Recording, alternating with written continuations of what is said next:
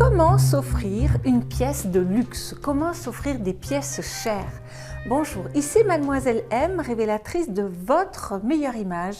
Alors c'est Aude qui m'a posé cette question. En fait, je vous ai fait déjà 2 vidéos en relation avec le sujet. C'était la vidéo, je crois, la minute de Mademoiselle M numéro 124 sur comment rendre une pièce plus chère, plus classe, par différents petits trucs stylistiques. Et ensuite, comment aussi rendre une tenue plus chère par les retouches. Et je pense que c'était la minute de Mademoiselle M numéro 183. En tout cas, je mettrai les liens dans la fiche i comme info et dans le descriptif de cette vidéo. Et puis, tout à l'opposé, je vous ai aussi déjà fait une vidéo sur comment acheter pas cher, en revanche. Et ça, je vous mettrai aussi le lien de la vidéo. Mais là, attachons-nous d'abord au processus et aux astuces sur comment se procurer une pièce vraiment qui va impacter votre budget. Alors, tout d'abord, si vous êtes nouvelle sur cette chaîne et que vous désirez recevoir mes conseils en look, en confiance en soi, en féminité, en gestion de garde-robe, eh bien, je vous invite à vous abonner en cliquant sur le lien et ensuite sur la petite cloche. Alors, nous allons voir qu'il y a un certain nombre d'étapes à franchir, en tout cas que je vous conseille de franchir avant de dégainer votre carte de crédit pour un tel achat. Et le premier, ça va être de vous poser et de réfléchir. Parce que ce n'est pas la peine de sortir vraiment une somme d'argent faramineuse sur quelque chose auquel vous ne pensiez pas il y a 5 minutes et quelque chose que vous allez aussi oublier dans 5 minutes. Non, là, je vous invite à faire un achat en conscience. Et si vous me suivez, eh bien, vous savez que même si ce n'est pas un achat de luxe, je vous invite à acheter toutes les pièces qui constituent votre garde-robe en conscience, du slip au sac de luxe tel qu'on va le voir par exemple aujourd'hui. Donc, première question, c'est est-ce que je vais le porter? Est-ce que c'est véritablement, que ce soit un accessoire, une paire de chaussures, un sac, une pièce, que sais-je, est-ce que je vais porter cela? Quand est-ce que je vais le porter? Est-ce que déjà vous pouvez vous projeter? Dans quelle situation? Dans quelles circonstances? Combien de fois je vais le porter? Parce que si c'est pour le porter 1 ou 2 fois, ça vaut peut-être la question de s'interroger. Ensuite, deuxième question par rapport à cette réflexion de base, c'est est-ce que cette pièce vaut vraiment le coup? Est-ce que le prix que je vais la payer, c'est vraiment... oui, ça vaut la peine. Et ça vaut la peine, je dirais, à 2 titres. La première, c'est est-ce que le type de pièce que je m'apprête à acheter, c'est vraiment le type de pièce qui mérite d'être investi dans le luxe, dans quelque chose de très cher. Ce que je veux dire par là, c'est que si vous vous apprêtez à acheter par exemple un t-shirt, alors ok, un t-shirt ça ne va pas vous coûter une fortune, on est d'accord, mais un t-shirt c'est quelque chose que vous allez porter souvent, que vous allez mettre en machine, que vous allez repasser, etc. Donc, est-ce que ça vaut vraiment la peine? Donc, voilà, est-ce que la pièce que je m'apprête à acheter vaut vraiment le coup en termes de luxe? Et puis deuxième chose aussi par rapport à cette notion de rapport qualité-prix, c'est est-ce que la qualité en vaut la peine? Est-ce que la valeur du produit en vaut la peine? Et là, je vous invite aussi à vous méfier parce que dans le luxe, la fast fashion, en quelque sorte, ça existe également. C'est-à-dire que de plus en plus, les grandes maisons sortent des choses qui seront démodées dans les 6 mois et qui s'adressent à une population beaucoup plus jeune et qui consomme du luxe de façon beaucoup plus normale, je dirais, voire effrénée.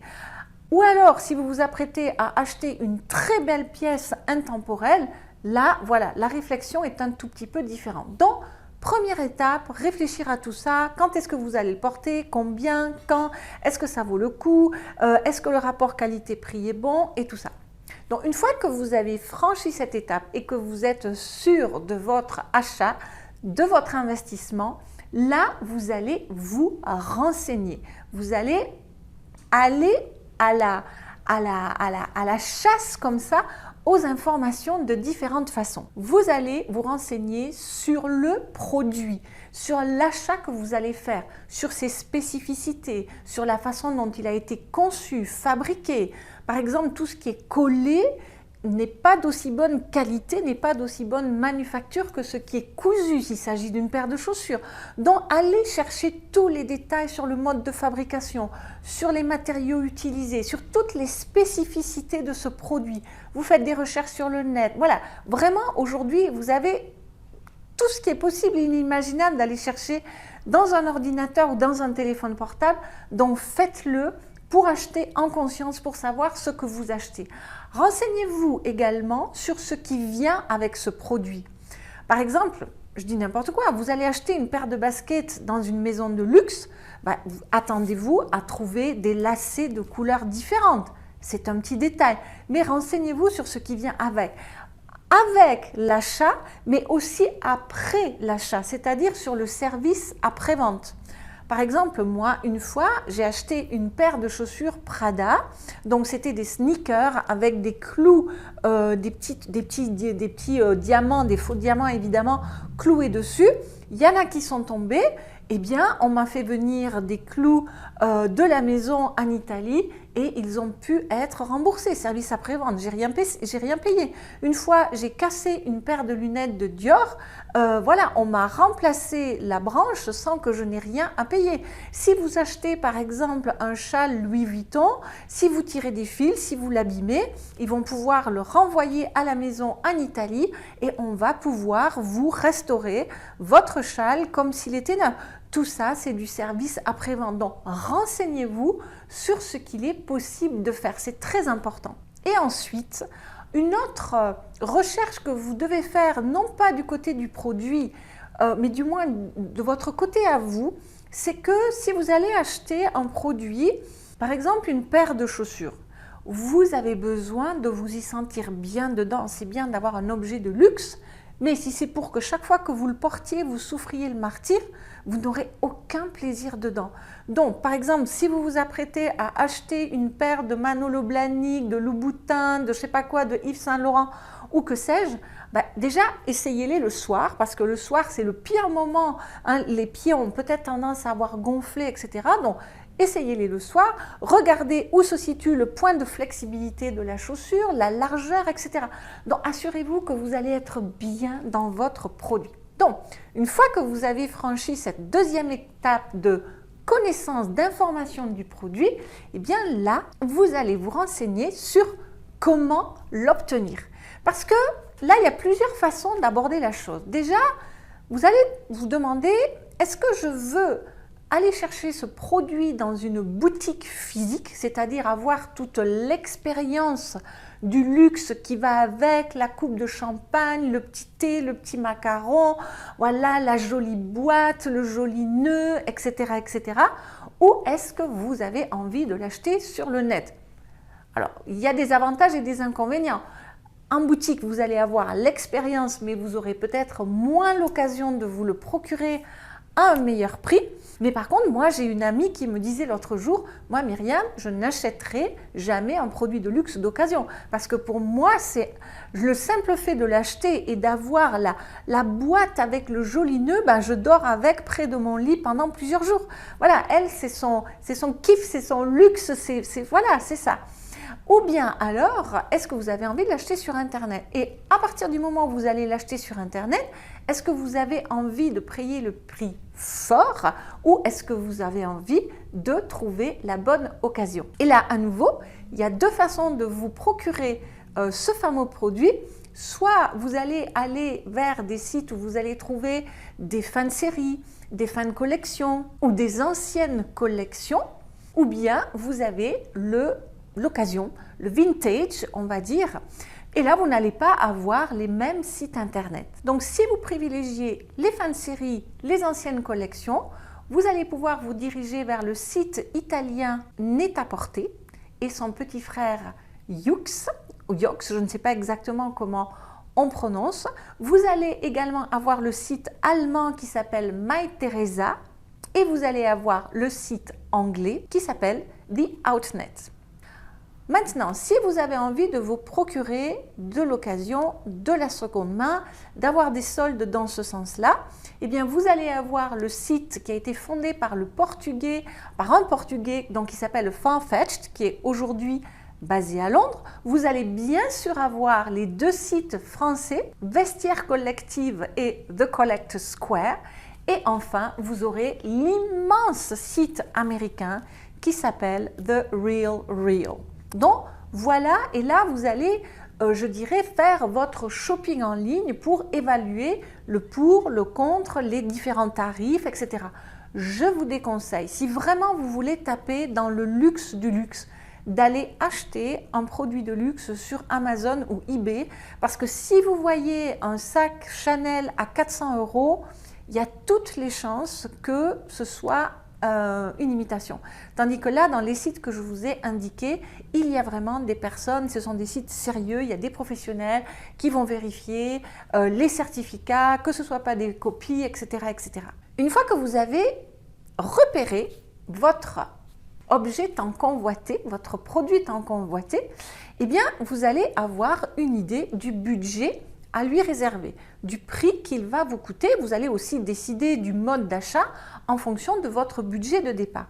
Et là, vous allez pouvoir planifier. Soit vous avez le budget à disposition, soit vous allez devoir le planifier, vous allez devoir l'étaler et vous allez aussi pouvoir vous projeter dans le temps.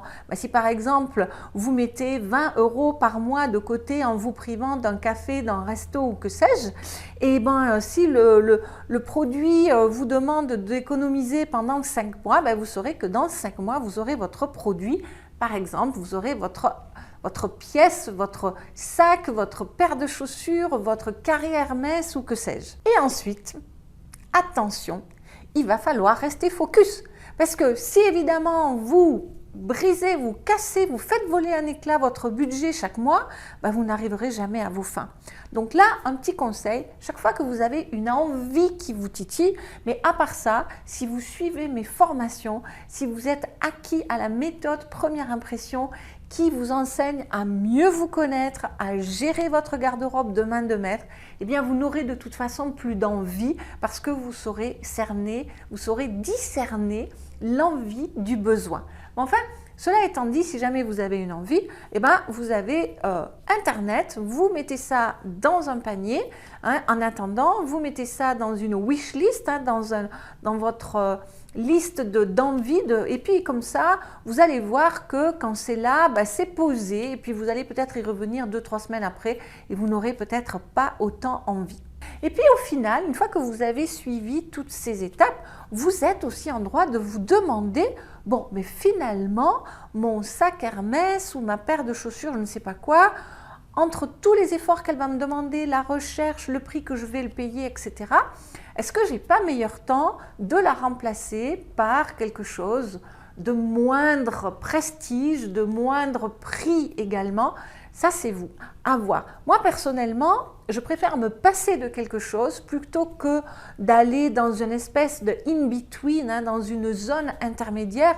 Soit je ne l'achète pas, soit je l'achète, mais je ne vais pas un petit peu dans le middle of the range. Donc, c'est à vous de voir. Et puis, dites-vous aussi que si votre désir de pièces de luxe, d'achat de luxe n'est pas précis, c'est-à-dire que si vous n'êtes pas fixé sur « ah ben voilà, j'ai envie de m'acheter un sac Dior ou Gucci ou que sais-je », eh bien, vous pouvez rentrer dans le monde du luxe aussi par les accessoires, parce que ça peut être par un porte-clés, ça peut être… Voilà, il y a vraiment mille et une façons de rentrer dans la petite porte du luxe, mais aussi, pensez aussi que certaines maisons ont des lignes bis, donc c'est des pièces qui sont fabriquées par des stylistes de la même maison qui ne vont pas vous coûter aussi cher, mais qui seront aussi peut-être plus abordables.